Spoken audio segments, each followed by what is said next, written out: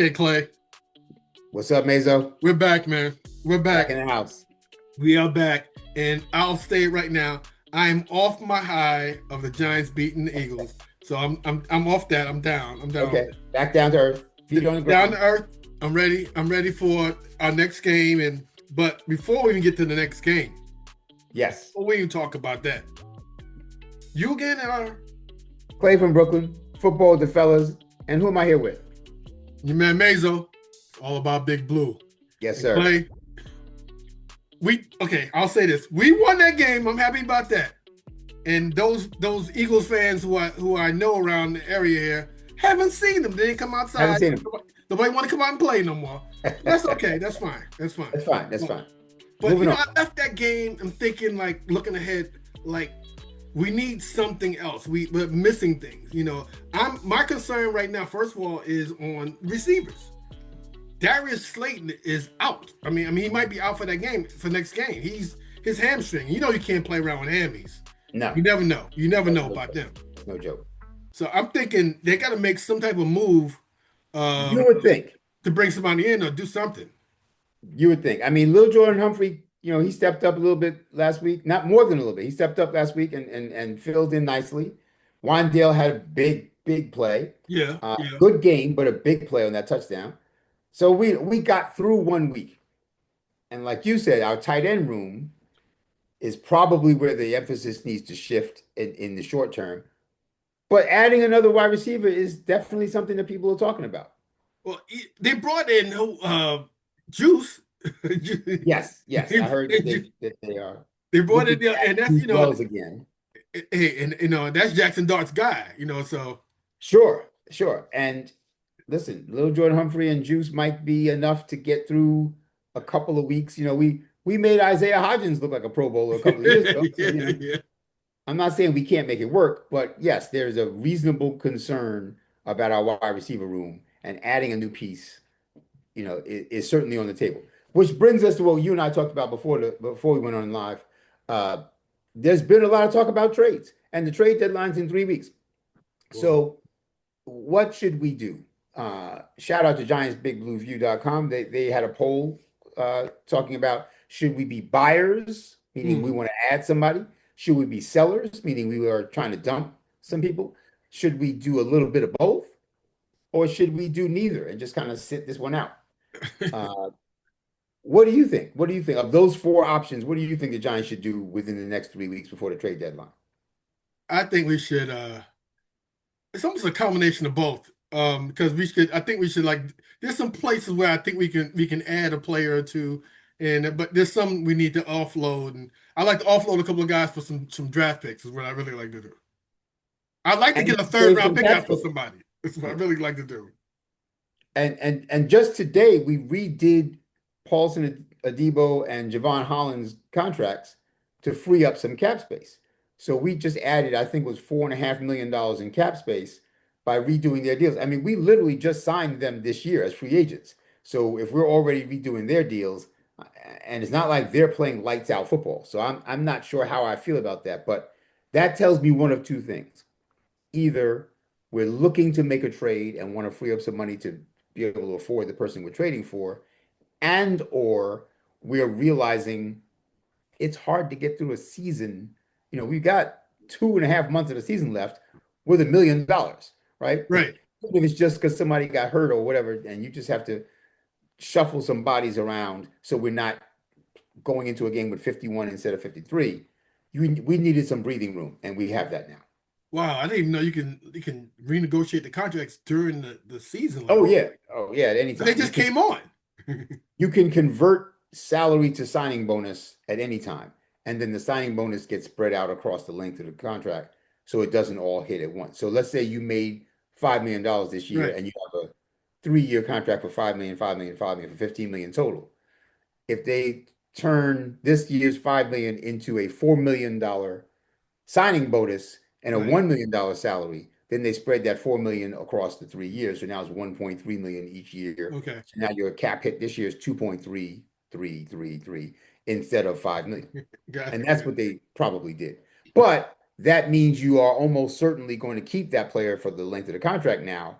because you've basically backloaded, more of the cost. So it would be hard to get rid of them early.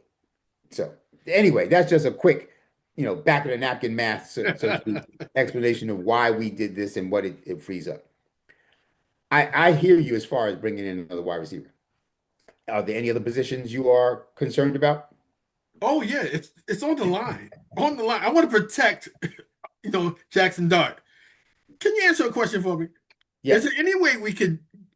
This is on the subtraction part, the selling part.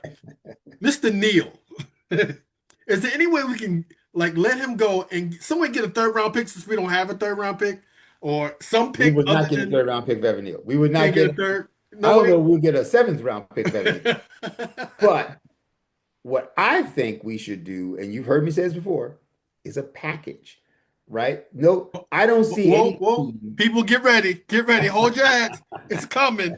It's a I Clay don't from see Brooklyn any special. team giving us anything of great value for Evan Neal, or for Devin Singletary, or for Graham Gano, or for Tay Banks, but maybe for all of them, right? If there's a team that is thin at cornerback, their backup running back is hurt, their kicker's inconsistent or hurt, and the Nacho, if they have a weak interior defensive line, I'm saying if we put together several of those pieces, Right. first and foremost, it frees up a ton of cap space this year and next year for us, and lets us bring some of these, Turbo Millers, Elijah Chapmans, Please.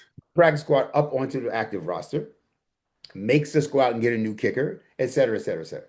So if you're telling me that there's a team that has a need for 2 or 3 or 4 of these guys, then maybe you do get back a conditional fifth. I'll just tell you real quick what I had in mind is, let's say we gave you 4 players, 4 of those players, and there's basically 10 weeks left, because Right. week 7 is basically here, but 10 weeks after this weekend.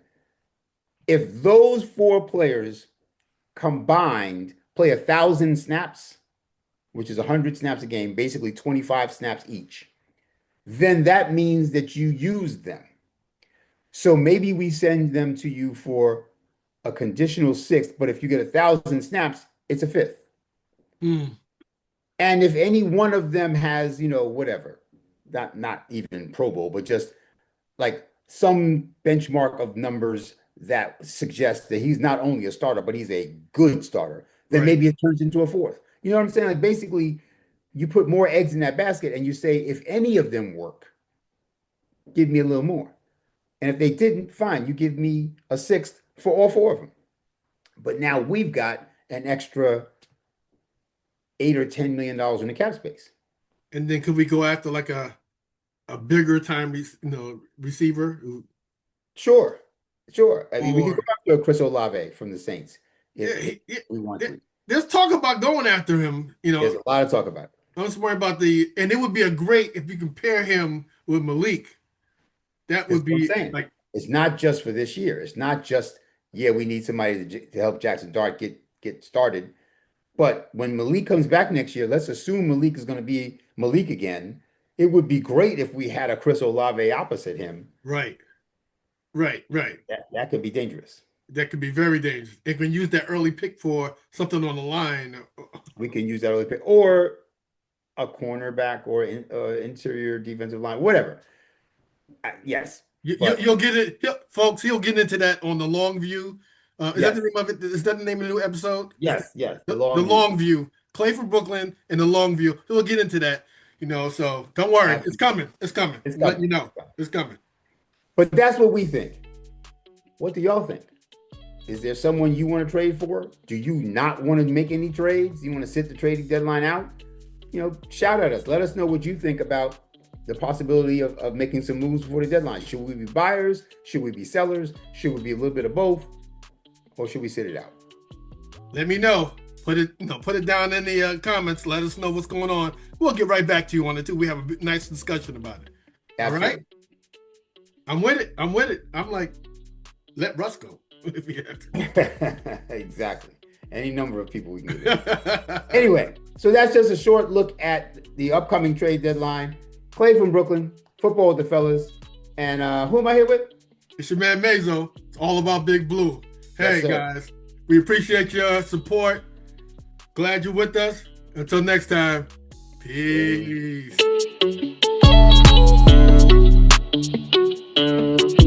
Big shout out to El Marquis Productions, the talent behind the music and production here at Football with the Fellas. It's all about Big Blue. Their beats bring energy and excitement to every episode. El Marquis' skills in mixing, mastering, and creating top quality sound make the podcast come alive each week. For your own projects, check out elmarquisproductions.com and take your sound to the next level.